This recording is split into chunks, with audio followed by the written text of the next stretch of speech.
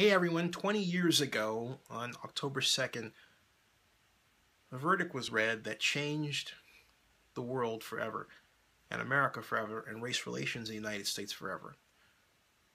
O.J. Simpson was found not guilty of the murder of Nicole Brown Simpson.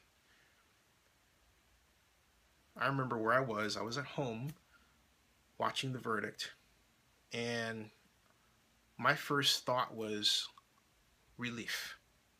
Absolute relief. Because I, like many people, watched the trial. Judge Danny Ito and the testimony of Cato Kalin and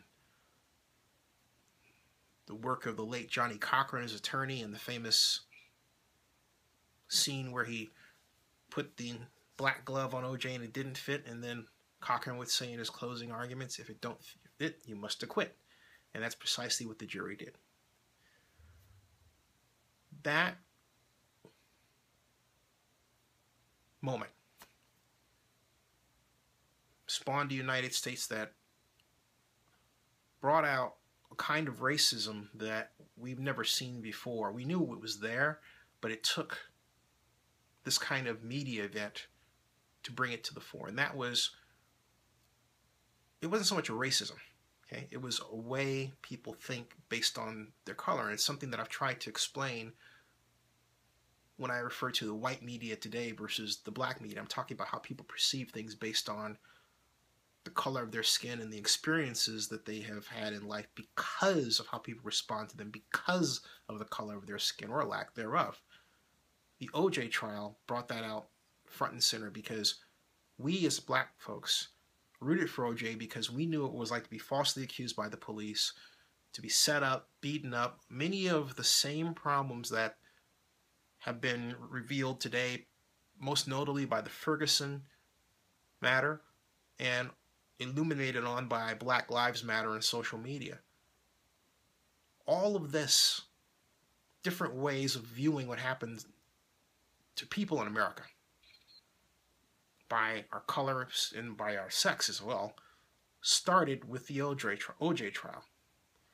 Because it was the first time that mass media was forced to focus on a race issue in a way that didn't have to do with a riot in a city or the assassination of a civil rights leader. This was entirely different. This was about what happens to a celebrity and how that celebrity was treated by the police and how that celebrity's image began to change. Now, was O.J. Simpson guilty? I still believe he was not. However, he was guilty of being very stupid afterward, and it's that behavior which wound him up in the Nevada jail he is in right now.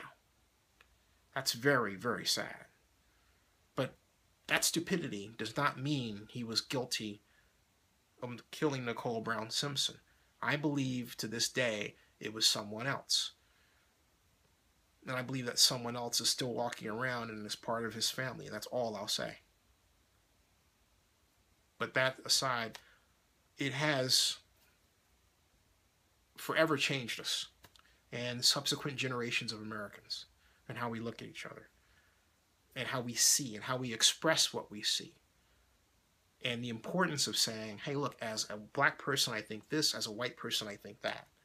As an Asian person, I think this. As a Hispanic or Latino person, I think that. As a Jewish person, I think, and so on and so on and so on. That is very important. No one's view should ever be discounted. It's not a matter of playing the race card, another term that grew out of the O.J. Simpson trial, which I detest because the use of the term race card is done in efforts to shut up conversations about race. That's too bad. That's really sad. So, 20 years ago, O.J. Simpson got off and the world was changed. But I maintain he was innocent.